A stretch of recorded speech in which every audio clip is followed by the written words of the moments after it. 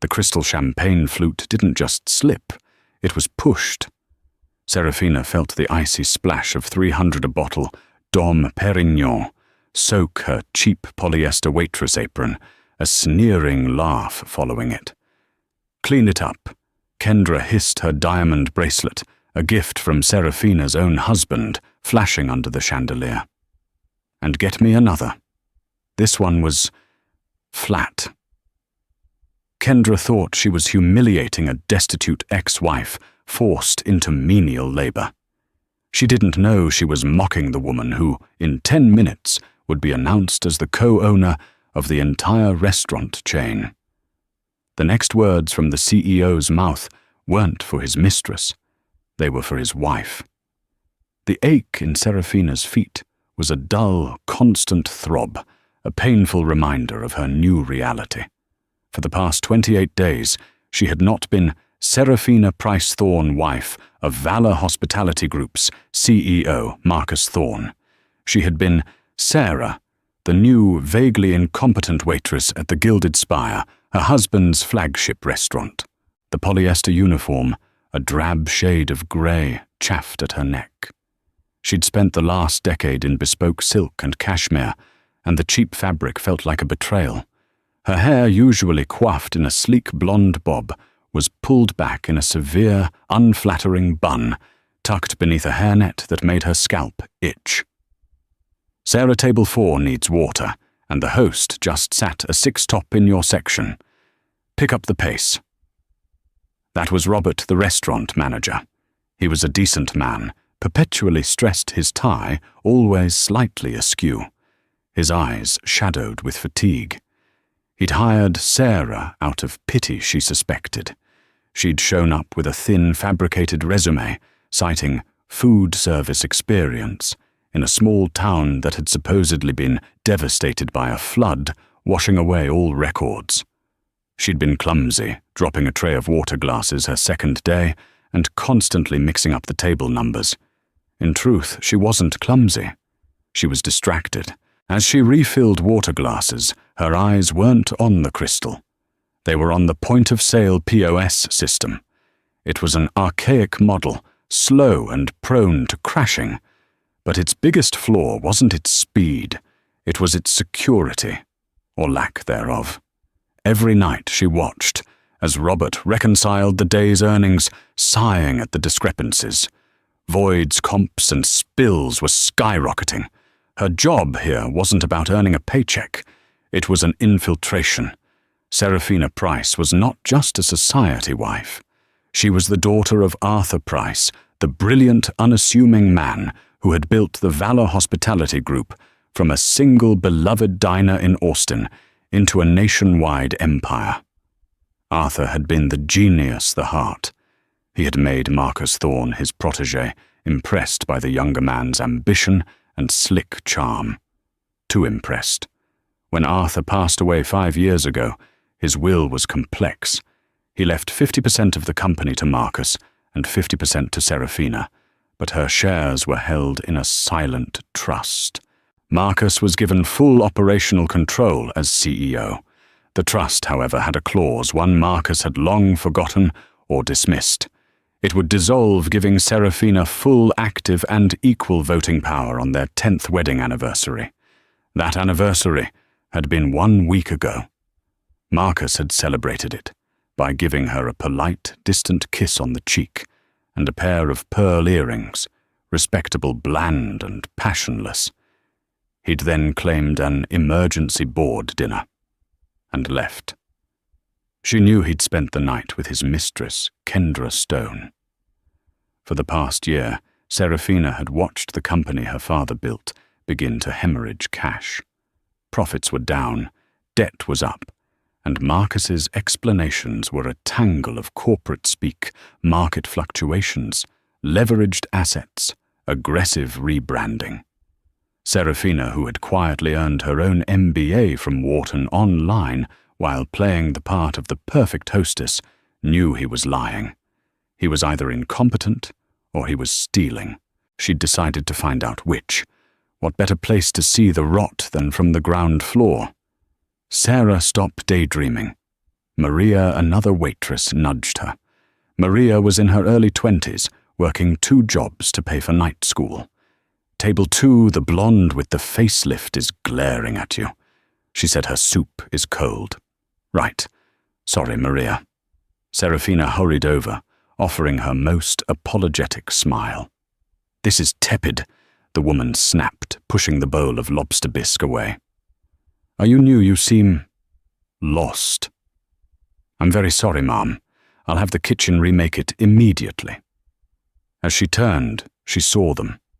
Marcus Thorne, her husband, striding into his restaurant like he owned the place, which he thought he did. He was wearing a custom navy Brioni suit, his Patek Philippe watch gleaming. On his arm, clinging to him, with a possessor's entitlement, was Kendra Stone. Kendra was everything Serafina was not.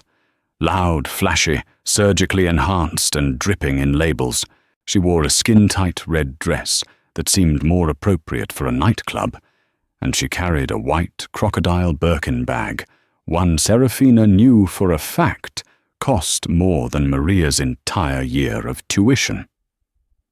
Serafina's blood went cold. Her heart hammered against her ribs, a painful, frantic bird in a cage. This wasn't supposed to happen. Marcus never came to the flagship for lunch on a Tuesday, and he never brought Kendra here.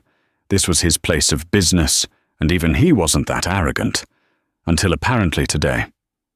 Robert rushed forward, his face a mask of practiced welcome. Mr. Thorne, what a pleasant surprise. We weren't expecting you. A last-minute decision, Robert, Marcus said, his voice booming with false geniality. He didn't look at Robert, he was scanning the room.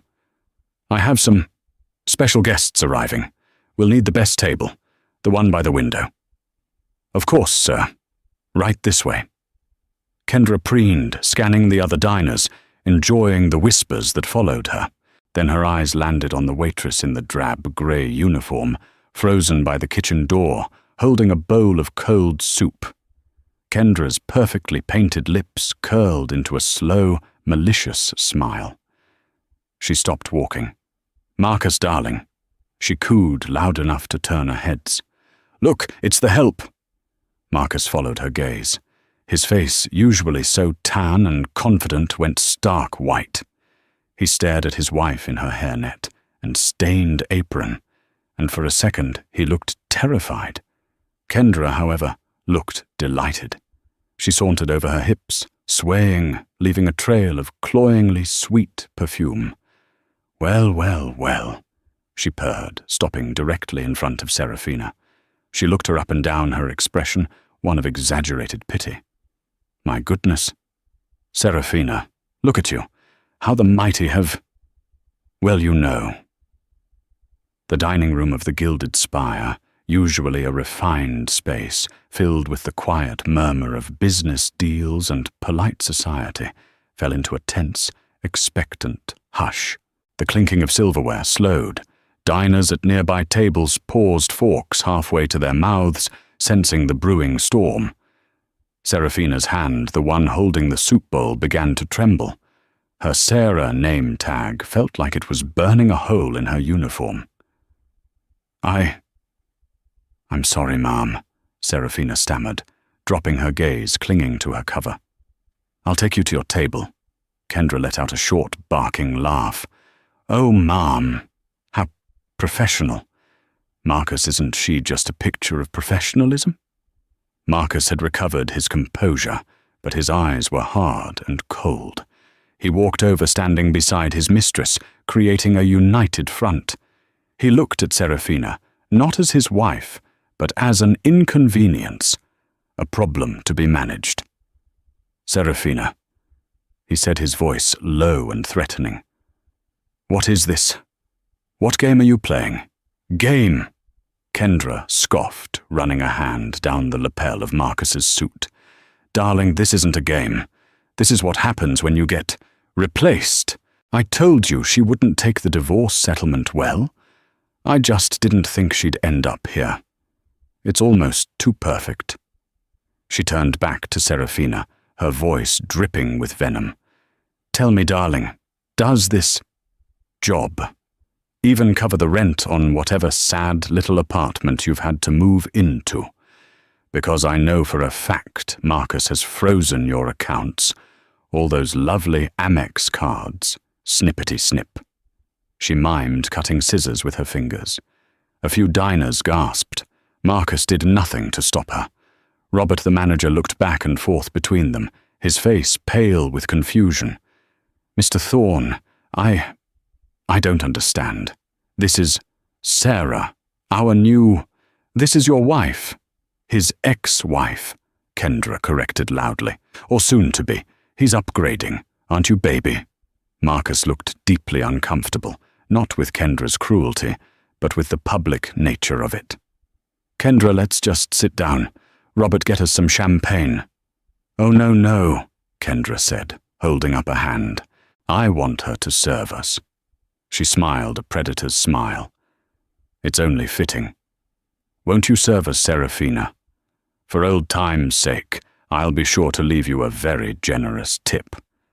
Maybe you can use it to get your hair done. Those roots are tragic. Serafina's knuckles were white on the soup bowl. She could feel the stares of her co-workers, of Maria, of the bus boys, of the kitchen staff, peering through the porthole window. She was their boss, their owner, and she was being dressed down like a child. The shame was scalding, but it was quickly being replaced by a cold, clarifying rage. Right this way, sir, she said, her voice, flat, her eyes, fixed on a point just past Marcus's shoulder. She led them to the prime window table. As she set down the menus, Kendra deliberately knocked hers to the floor. Oops, pick that up, will you? Serafina bent down the polyester uniform, pulling tight across her back. She retrieved the menu and placed it back on the table, her hands perfectly steady. Can I get you something to drink? She asked the Sarah persona, now a shield. I want the Dom Perignon, the 2012 vintage, and make sure it's properly chilled. Kendra ordered. And for an appetizer, we'll have the... Oh, wait. You probably know the menu by heart, don't you? What's the cheapest thing on here? I'm sure that's all you can afford to eat these days. The staff meal. Kendra, Marcus warned. What, I'm just making conversation. It must be so humbling for you, Sarah, to go from hosting senators at your dinner parties to serving me, a woman who actually knows how to keep a man like Marcus satisfied. This last comment was a whisper, but it was aimed directly at Serafina's heart. Serafina said nothing. She just nodded her face, an impassive mask, and walked toward the bar to retrieve the champagne. Pathetic, she heard Kendra hiss to Marcus. You were married to that for 10 years. No wonder the company's a mess. She has no spine. When Serafina returned with the champagne bottle and 2 flutes, her hands were steady. She presented the bottle to Marcus, who waved it away impatiently. Just open it. She expertly uncorked the bottle with a quiet thwump. She poured a small amount for Marcus to taste. He swirled it, sniffed, and nodded. She then moved to pour for Kendra. And that's when it happened. As Serafina tilted the bottle, Kendra lifted her hand, the one with the massive glittering diamond bracelet. She didn't just bump Serafina's hand, she pushed it.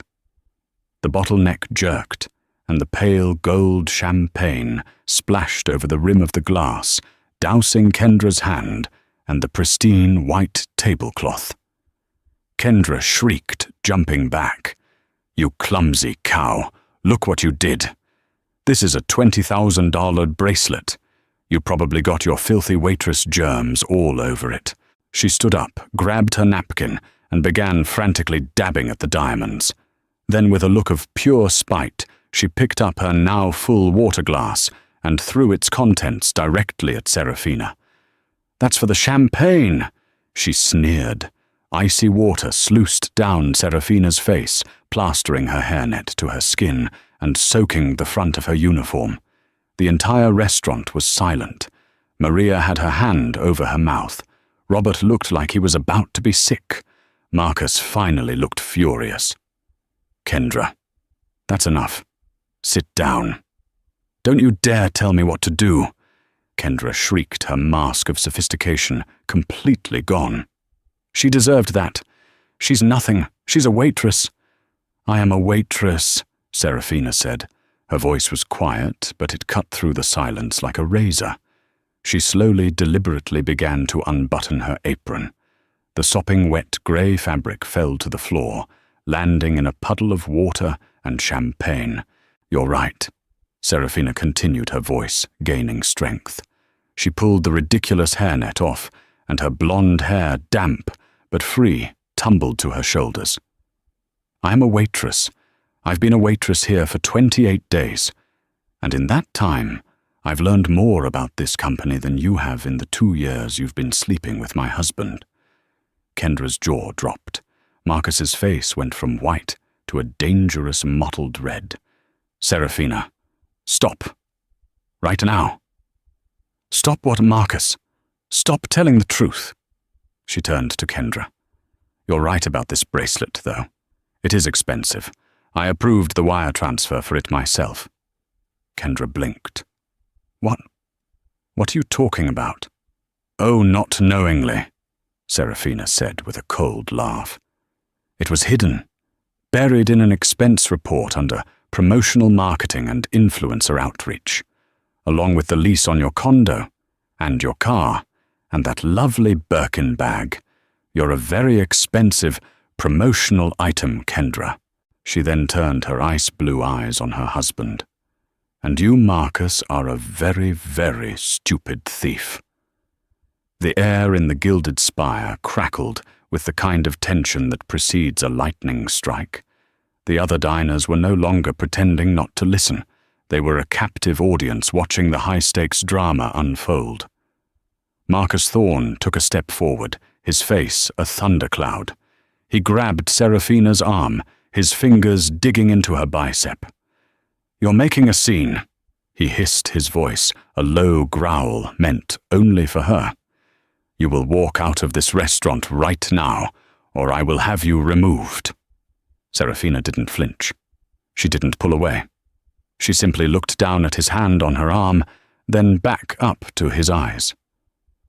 "Remove your hand, Marcus," she said, her voice devoid of all warmth. "Or I will have you removed. You seem to be forgetting whose name is on the original charter." He hesitated. That more than anything told her he knew. He knew about the 10th anniversary clause. He had just banked on her being too stupid, too passive, or too broken to ever use it. He had miscalculated. He slowly, reluctantly let go of her arm. "What is she talking about, Marcus?" Kendra demanded, her voice rising to a shrill peak. "What charter? Tell her to shut up. Tell this server to get out."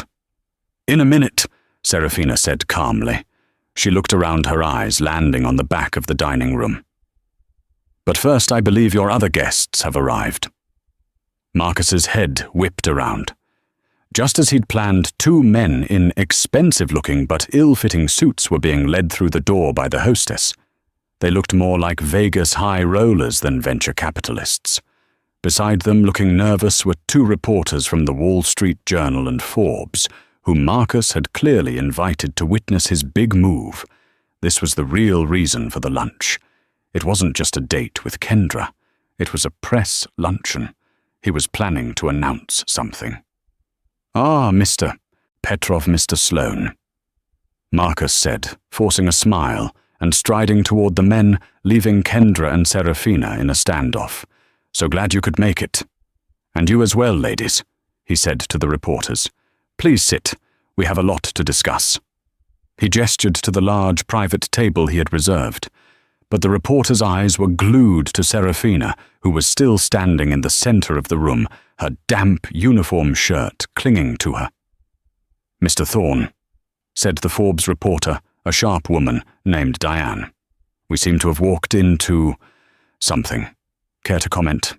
"Just a domestic disagreement," Marcus said, waving a dismissive hand. "My ex-wife is unwell. "Robert," he barked. "Call security. Escort Miss Price out." Robert, who was still standing by the manager's podium, looked paralyzed. "Sir, He means me. Robert." Serafina called out her voice, resonating with newfound authority. "But Ms. Price is my father's name, and it's the name on 50% of this building, so I'll be staying."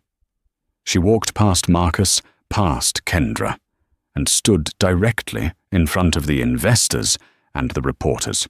"Good afternoon, gentlemen, ladies. My name is Serafina Price Thorne. I am the co-owner of the Valor Hospitality Group, and I am so glad you're here. You've arrived just in time for the audit." Audit. Mr. Petrov, a man with a thick gold watch and a thicker neck, scoffed. "We are not here for audit. We are here for partnership. Mr. Thorne is announcing new vision." "Yes, he is," Serafina agreed. "A vision of fraud, a vision of embezzlement, a vision of liquidating his wife's inheritance to pay off his gambling debts and his mistress." Kendra let out a sound like a strangled cat. "Lies. She's lying." "Am I?" Serafina turned to Marcus. "Tell them, Marcus. Tell them about the new partnership. Tell them how you planned to sell a 40% stake in Valor, a stake that isn't entirely yours to sell to these two gentlemen. Tell them about their company, Global Synergy Holdings." Marcus's face was ashen. Serafina continued, "I was curious about Global Synergy Holdings, so I had my lawyers look into it. It's a shell corporation registered in the Cayman Islands 3 months ago. Its listed assets are, well, 0. It has no website, no employees. It's nothing. It's a front you're using to gut this company, take the cash and run. Am I wrong?" The two investors, Petrov and Sloan, exchanged a nervous glance. They hadn't expected the society wife to have a brain. "This is preposterous," Marcus blustered. "She's hysterical. Security." "They're already here, Marcus," Serafina said quietly. On cue, the front doors of the Gilded Spire opened again. This time it wasn't investors. It was 2 uniformed police officers and 2 people in sharp, sober suits, a man and a woman carrying briefcases. They were Serafina's forensic accounting team. "This," Serafina announced to the room, "is Mr. Hayes and Miss Chen from Deloitte, and these," she gestured to the officers, "are here to prevent anyone from leaving or destroying evidence." Kendra's eyes darted to the door, then back to Marcus. The panic was real now. "Marcus, do something."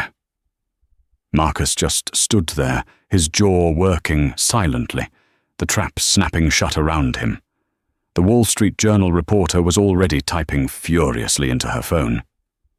"You see Kendra," Serafina said, walking back toward the table, her wet shoes squeaking on the marble. "You thought I was just a waitress. You thought I was a pathetic, cast-aside wife. You and Marcus both made the same critical mistake." She picked up the champagne-soaked apron from the floor and tossed it onto the table right in front of Kendra's plate. "You thought I was stupid. You forgot who my father was. You forgot who I am." To understand the steel that was now hardening in Serafina's spine, you had to understand Arthur Price. Arthur wasn't a shark. He was a craftsman. He'd started The Beacon, his first diner in Austin, with a small inheritance and a belief that good food, fair wages, and a clean ledger were the holy trinity of business. He'd personally tiled the floors. He'd created the recipe for the sky-high apple pie that had first put him on the map. Serafina had grown up in that diner. She'd done her homework in booth number 4. She'd learned to count by reconciling the cash register receipts at night with her father, his big warm hand guiding hers. "The numbers don't lie, Sarah Bean," he'd always say, his favorite nickname for her. "People do. But the numbers always tell the story." Marcus Thorne had entered their lives like a summer storm, all flash and noise. He was an ambitious MBA grad from a lesser-known school, desperate to make a mark. He'd seen Arthur's success and charmed his way into a job. He was a brilliant salesman. He could sell ice in a blizzard, and he sold himself to Arthur as the son he never had. He sold himself to Seraphina, too. She quiet, studious, and more comfortable with a balance sheet than a ballroom, was dazzled by his confidence, his easy smile, the way he seemed to adore her. Arthur, for all his folksy wisdom, had one blind spot. He wanted his daughter to be happy, and he mistook Marcus's ambition for strength. When they married, Arthur had just launched the Valor Hospitality Group, turning his single diner into a blueprint for affordable luxury restaurants. He'd made Marcus CEO, wanting to step back and enjoy his life. And for a while, it worked. Then Arthur got sick, a fast, brutal cancer. On his deathbed, his hand, frail and papery, had gripped Seraphina's. "The trust," he'd whispered, his voice thin. "The 10-year clause, it's for you, not for him. It's a safety switch, in case the numbers start to lie." Seraphina hadn't understood. "The numbers don't lie. Daddy?" She'd whispered back, tears streaming. "No." Arthur had rasped his eyes, finding Marcus, who stood at the foot of the bed, the picture of a grieving son-in-law. But liars learn to hide them. "Watch the numbers, Serabine. Always." He died that night, and Seraphina, lost in her grief, let Marcus take the reins completely. She retreated, becoming the perfect, quiet Mrs. Thorne, hosting his parties, smiling at his investors, and never ever looking at the books. It was easier that way. The first crack in the facade appeared 8 months ago. She'd been looking for a tax document in Marcus's home office, a room she rarely entered, when she found a bank statement for an account she didn't recognize. A private account. In his name only. She'd seen the transfers. Small at first. $10,000 here, $20,000 there, all from a holding company she knew belonged to Valor. She'd confronted him. He'd been so smooth. "Darling, that's just a bonus payout account. Standard executive practice. Don't worry your pretty head about it." He'd kissed her, told her she looked beautiful, and said he'd booked them a trip to Paris. She'd wanted to believe him, but she heard her father's voice. The numbers always tell the story. So she started to watch. Quietly. From a distance. She opened her own online brokerage account. She started reading the financial news he'd always dismissed as boring. She saw the Valor stock price dipping. She read about new expensive projects, a Miami nightclub, a disastrous hotel venture in Dubai, that were all flash and no profit. They weren't Arthur Price projects. They were Marcus Thorne projects. Then 2 months ago, she'd hired a private investigator. Not for the company. For Marcus. The photos had been clinical, devastating. Marcus and Kendra Stone, laughing, kissing, leaving a jeweler's. The date on the photo was the day he'd told her he was flying to Chicago to fix the Midwest division. The betrayal was a physical blow, but it was the second thing the PI found that truly galvanized her. Kendra wasn't just a fling. She was a vortex of spending. The PI's report came with a list of gifts, the condo, the car, the jewelry, all traced back to shell companies funded ultimately by Valor Hospitality. He wasn't just cheating on his wife. He was robbing his partner. He was destroying her father's legacy. Her 10th anniversary was 1 month away. The safety switch was about to activate. She'd met with her father's old lawyer, a man Marcus had pushed into retirement, and formulated the plan. She didn't just want to take the company. She needed to know how he was doing it from the inside. She needed undeniable public proof. So, Sarah was born. She'd dyed her hair, a mousy brown, got fake glasses, and applied for the waitress job. For 28 days, she had listened. She'd heard the staff complain about corporate cutting their overtime. She'd seen the cheap cuts of meat being passed off as prime. She'd watched Robert the manager fudge inventory numbers to avoid getting screamed at by Marcus's corporate lackeys. And every night after her 12-hour shift, she'd gone not to an apartment, but to a suite at the Four Seasons under an assumed name. There she'd meet with the forensic accountants, feeding them the on-the-ground information they needed to follow the digital trail. The final piece of the puzzle had clicked into place just last night. The Global Synergy Holdings deal. It wasn't just embezzlement anymore. It was a full-scale liquidation. He was planning to sell the company's core assets to his cronies for pennies on the dollar, bankrupting Valor and walking away with millions in cash. He'd called this press lunch to announce it as a bold new partnership. He'd just never imagined his clumsy, invisible waitress would be the one to stop him. The Gilded Spire was now a courtroom. The diners were the jury. The reporters were the scribes. And Serafina was the prosecution. "Marcus," she said, her voice carrying across the silent room. "Before Mr. Hayes and Ms. Chen begin their presentation, and trust me, it's fascinating, complete with flow charts of your wire fraud, I'd like to correct a few statements that were made earlier." She turned her gaze to Kendra, who looked as if she'd swallowed a wasp. "First, my accounts. You were right, Kendra. Marcus did freeze our joint accounts. It was a petty, spiteful move." She paused, then gave a small, cold smile. "But he seems to have forgotten about the private trust my father established for me at birth, the one not tied to Valor. The one with a portfolio that makes his CEO salary look like a rounding error. So no, I'm not worried about my hair or my rent." Kendra's heavily made-up face seemed to pale beneath the foundation. "Second," Serafina continued, this divorce. Marcus can't divorce me and take the company, because the company was never his, not really. He was a steward. A very, very poor one."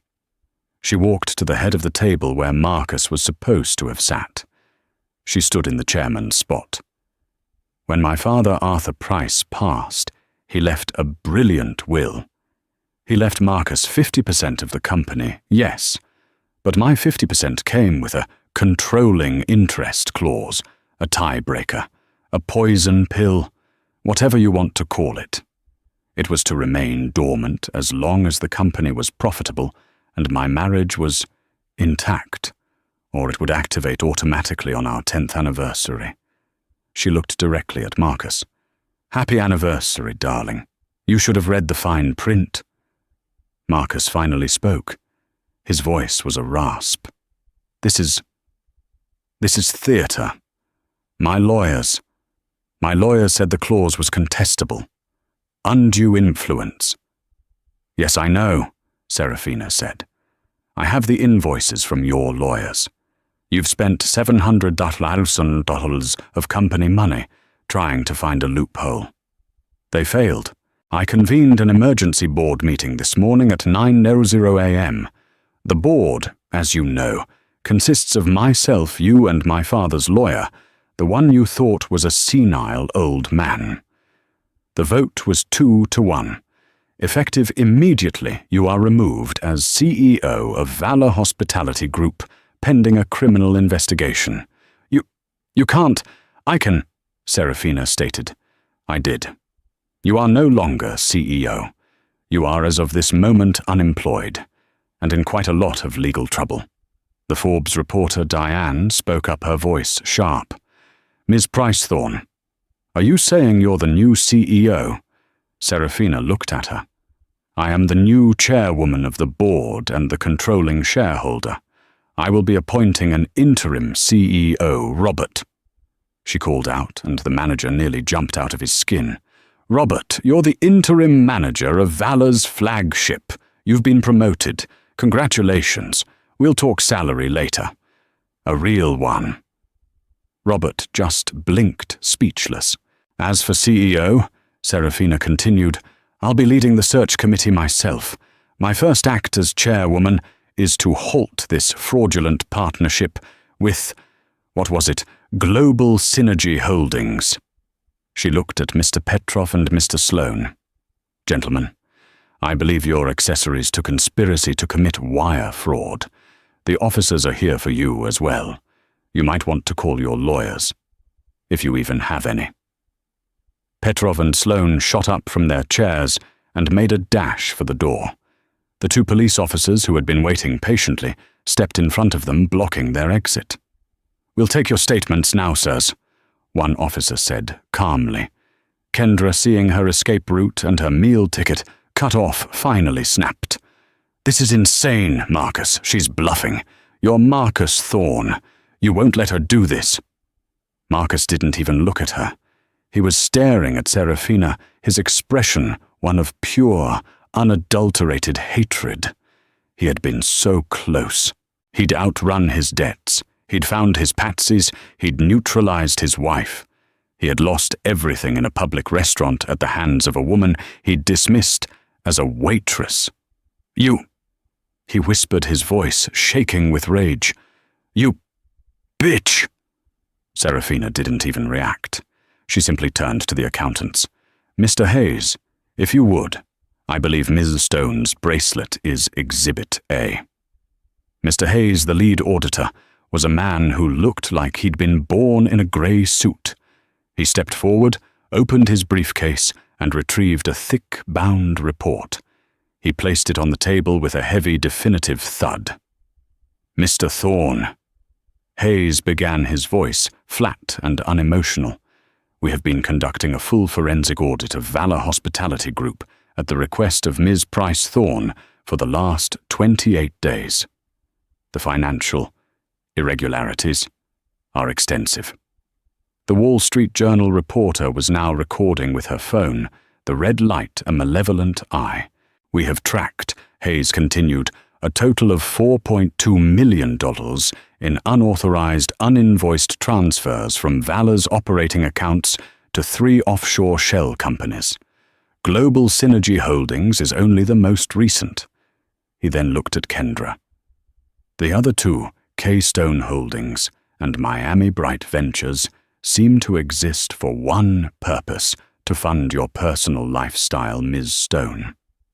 Kendra, who had been trying to shrink into the background, was now back in the spotlight. What, that's ridiculous. I'm a brand ambassador, she protested weakly. We found no such employment contract, Ms. Chen. The other auditor interjected, stepping forward. We did find the bill of sale for a 2024 Bentley Continental, the 12-month lease on your condo at the Portofino Tower, and receipts from Cartier Van Cleef and Arpels and Hermes, all paid for by Keystone Holdings, which was in turn funded by Valor's promotional marketing budget. She produced a printout. This, for example, is the receipt for the bracelet you are currently wearing, $22 of $500. It was logged as deposit for Miami Food and Wine Festival booth. Kendra instinctively covered the bracelet with her other hand. That bracelet, Serafina said, her voice cutting in, was purchased with money that should have gone to my employees' 401k matching fund, which Marcus suspended 3 months ago, citing cash flow problems. Maria, the young waitress, gasped. The other staff members who had all gathered by the service station began to murmur angrily. They hadn't been paid their full benefits all, so this woman could wear diamonds. And now, Serafina said, her voice rising, we come to the main event, the Gilded Spire, this very restaurant. She turned to Robert, the manager.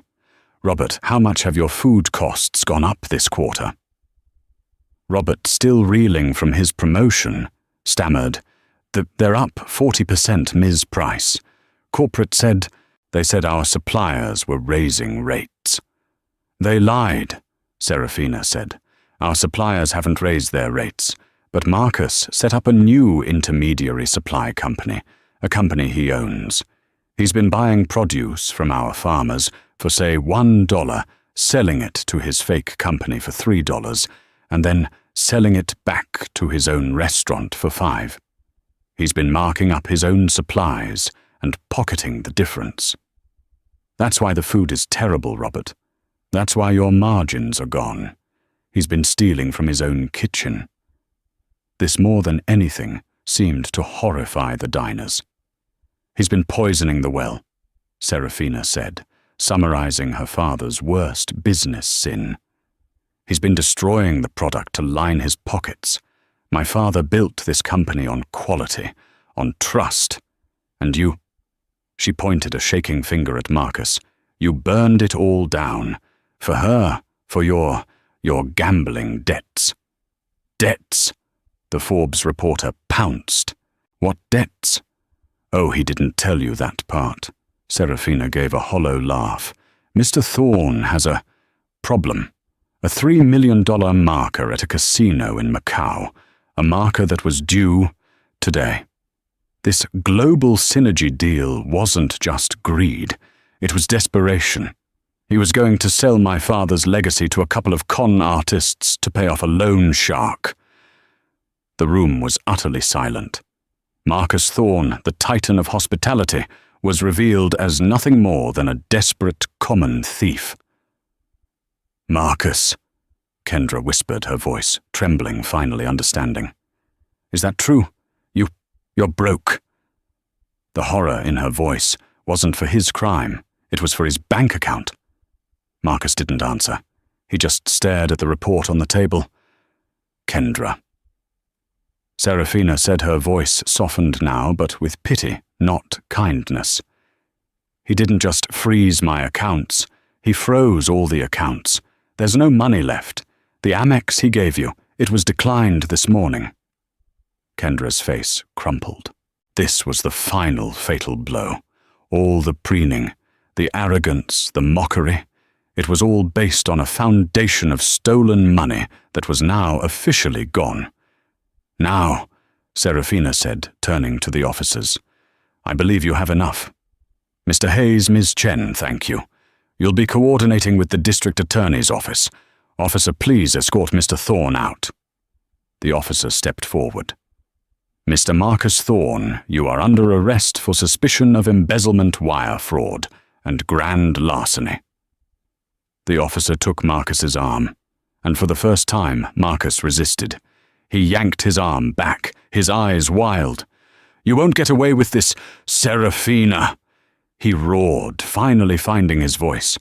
I'll fight you. I'll tell them you're insane. You'll what, Marcus? Serafina asked, unafraid. Tell them more lies. The numbers don't lie. My father taught me that. And your numbers? They tell a very, very ugly story. He lunged, not at Serafina. He lunged for the auditor's report on the table, grabbing the bound document and trying to rip it apart. It was a final, pathetic, animalistic act of desperation. The second officer moved instantly, tackling Marcus around the waist. They hit the table hard. Glasses plates and the remains of the Dom Perignon went flying. Kendra screamed as Marcus was wrestled to the floor, the click, click, click of handcuffs echoing in the grand dining room. The sound of the handcuffs ratcheting shut was brutally loud in the grand, silent dining room. It was a sound of finality, a metallic full stop on the life Marcus Thorne had built. He was on the floor, his $5,000 leather suit ripped at the shoulder, his face pressed against the cool Italian marble he had so proudly imported. The facade of the charming CEO was gone, replaced by the desperate, cornered animal underneath. You can't do this, he sputtered, his voice cracking. He wasn't roaring now, he was scrambling. This is my company, I built it, Serafina. Serafina, please, tell them this is a misunderstanding. Serafina looked down at her husband, the man she had once loved, the man who had tried to discard her like trash. Her face was as cold and hard as the marble he was pinned to. You built nothing, she said, her voice cutting through his pleas. You were a parasite on my father's legacy. You didn't build this, Marcus. You just infested it. You'll be hearing from my lawyers." He tried again, shifting back to rage as the officers hauled him to his feet. "I'll own you. I'll tell them you're insane. I'll own all of you." The officers practiced in this didn't flinch. They simply propelled him toward the door. Mr. Petrov and Mr. Sloane, the two shell company investors, were already being led out, their faces sullen and silent. They were professionals. They knew when the con was over. Marcus, however, was an amateur, and he went out screaming, "This isn't over, Serafina. You hear me? It's not over." The grand oak doors of the gilded spire swung shut behind him, cutting off his threats. And he was gone. A heavy, profound silence descended thicker than the expensive carpets. Every eye in the room, diner reporter and staff, now turned to the last piece of the wreckage, Kendra Stone. She sat at the ruined table, a statue of spoiled ambition, her face a grotesque painting of streaked foundation and running mascara. She was trembling, her gaze fixed on the door her protector had just been dragged through. He's coming back, right?" she whispered to no one. "Marcus, he'll fix this." Serafina walked over to the table, her wet shoes making tiny squeaking sounds on the floor. She stood over her rival. "He's not coming back, Kendra." Kendra's head snapped up, her eyes, red-rimmed and wild, finding Serafina. The panic was finally setting in. "The officer," she stammered, her hand instinctively clutching her wrist. He said they're taking my bracelet. He can't." "It's mine. Marcus gave it to me." "He didn't give it to you, Kendra," Serafina said, her voice not cruel, just factual. "He stole it for you. It was purchased with funds that should have paid for my employees' health insurance. It's not yours. It never was." That was the sentence that broke the spell. Kendra's eyes widened as the reality of her situation collapsed on her. It wasn't just the bracelet. It was the condo, the car, the Birkin bag, the entire life she had built on Marcus's lies. I have nothing," she whispered, the terror raw and naked. "You have what you started with," Serafina replied, unmoved. Kendra's shock instantly curdled into a familiar, acidic hate. You bitch!" she hissed. "You planned this. You stood there and let me. You humiliated me." "You humiliated yourself, Kendra," Serafina said, leaning in slightly. "You mocked a woman you thought was beneath you. You threw champagne on a waitress. You just picked the wrong one." Serafina reached into the pocket of her drab polyester slacks.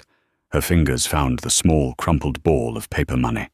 She pulled out the $20 bill damp from the water Kendra had thrown at her. She flattened it on the table right in the puddle of Dom Perignon. "This," Serafina said, "is for a taxi to get you wherever you go next. I'd suggest you take it and leave before the reporters decide you're their next story. I suspect you won't like the headlines you'll be in tomorrow." Kendra stared at the $20 bill as if it were a scorpion. It was the ultimate, final humiliation. It was real money. It was earned. It was everything she wasn't. With a choked sob, she snatched the bill. She grabbed her white crocodile Birkin bag, a bag Serafina knew would be repossessed by the company before sundown, and scrambled to her feet. She tried for one last glare of defiance, but it broke. She turned and fled. She didn't walk. She ran, her stilettos clattering in a desperate, unglamorous retreat, her wails echoing off the marble until the door swung shut behind her, too. Serafina was left standing alone in the center of the chaos. She closed her eyes for a single long second. The adrenaline that had held her upright for an hour began to fade, and in its place, a bone-deep exhaustion settled in. She felt the dampness of her cheap shirt, the ache in her feet from a 28-day shift. She was still for this one moment, Sarah. She opened her eyes. The entire restaurant was watching her. Then from a corner table, table 4, the one who'd had the cold soup, an elderly man stood up. He was distinguished, wearing a simple but perfectly tailored tweed jacket. He raised his glass. "Young lady," he called out, his voice clear and strong. "I knew your father. Arthur Price was a fine man. A great man. He once comped my meal because my steak was 2 degrees overcooked. He said, quality is the only advertising that matters. He would be achingly proud of you today." This, more than the arrests, more than the fear in Kendra's eyes, hit Serafina like a physical blow. A lump formed in her throat. She could only nod. "Thank you, sir. Thank you." The man's gesture broke the spell. A smattering of applause started, hesitant at first, then rolling through the dining room. The diners, the society wives, the businessmen, the tourists were all clapping. They were clapping for the waitress. Serafina raised a hand and the room quieted. "Thank you, all of you. My sincere apologies for the interruption." A small wry laugh escaped her. "As you can see, we're under new management, effective immediately. Your lunches, your wine, everything. It is on the house today. Please stay and enjoy it. The kitchen will be right back with you. We have a lot to celebrate." She then turned her back on the diners. Her focus was now on her people. The staff was clustered by the service station, looking at her with a mixture of awe, terror, and disbelieving hope. She walked over to them past the broken glass. Robert, the manager, looked like he was about to faint. "Robert. Miss Price," he stammered, wringing his hands. I had no idea. I hired you. I'll get my things." "Robert," she said, cutting him off gently. "You're the only one who's shown an ounce of integrity for the last 6 months. You've been trying to keep this ship afloat while the captain was drilling holes in the hull. You're not fired. You're promoted. I'm making you interim COO of the entire Valor Restaurant division. Not just this location, all of them." Robert's mouth opened and closed. "Cool, but I'm a restaurant manager." "And I'm a waitress," Serafina smiled. "We'll learn together.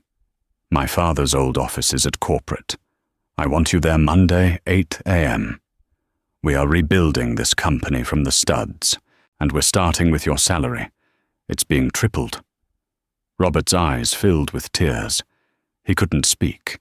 He just nodded, a look of profound, life-changing gratitude on his face. She then turned to Maria, who was hiding behind Robert, crying silently. "Maria." The young woman wiped her eyes.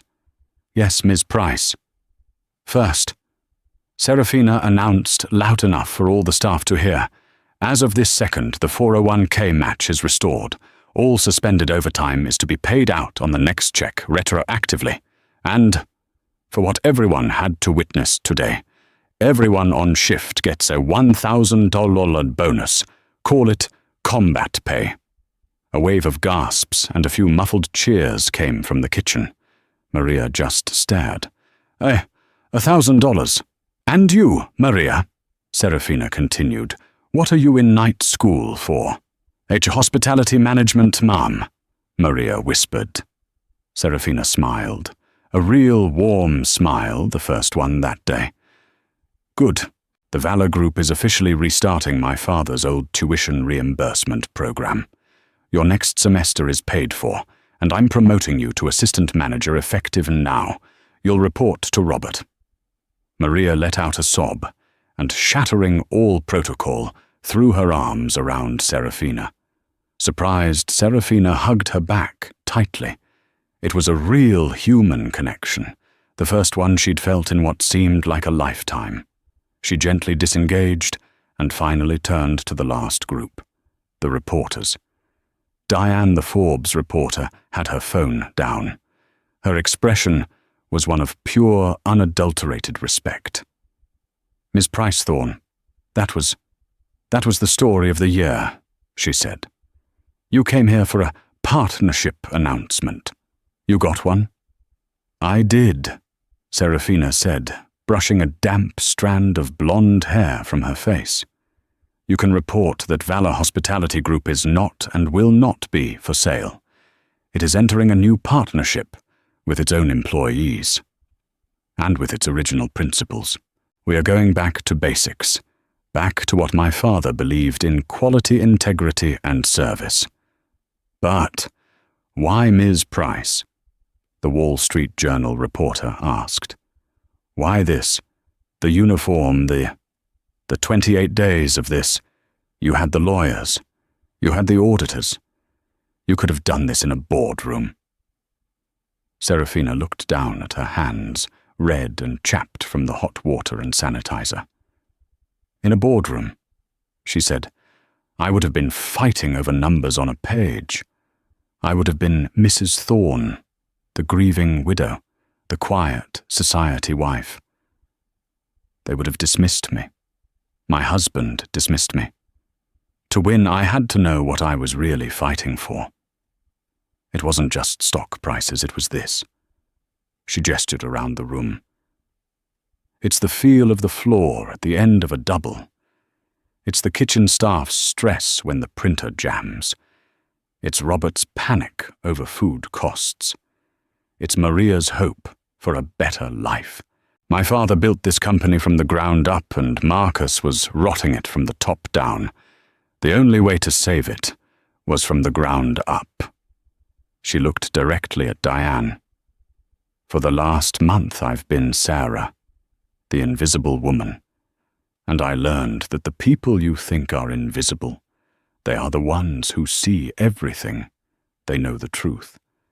My husband, he thought I didn't matter. He thought none of this mattered. That was his fatal mistake. As of today, everyone at Valor matters." She gave them a small, tired but powerful smile. "Now, if you'll excuse me, I'm still on the clock, and I need to change." She turned her back on the reporters on the diners and walked toward the staff-only door. She didn't look back. She pushed it open and disappeared into the heart of the house, leaving the world to digest the story of the waitress who had just become the queen. And just like that, Serafina went from waitress to boss. The Gilded Spire wasn't just a restaurant, it was her kingdom, and she'd just cleaned house. Marcus and Kendra found out that day that true power isn't about the watch on your wrist or the woman on your arm, it's about the name on the deed. They thought they were looking at a victim, but they were staring down a queen. What did you think of Serafina's ultimate comeback? Do you think Marcus and Kendra got what they deserved? Let us know your thoughts in the comments below. We read every single one. If you love stories of justice and empowerment, where the underestimated finally get their revenge, make sure to like this video, share it with someone who needs to see it, and subscribe to our channel for more real-life drama every week. Don't miss what happens next.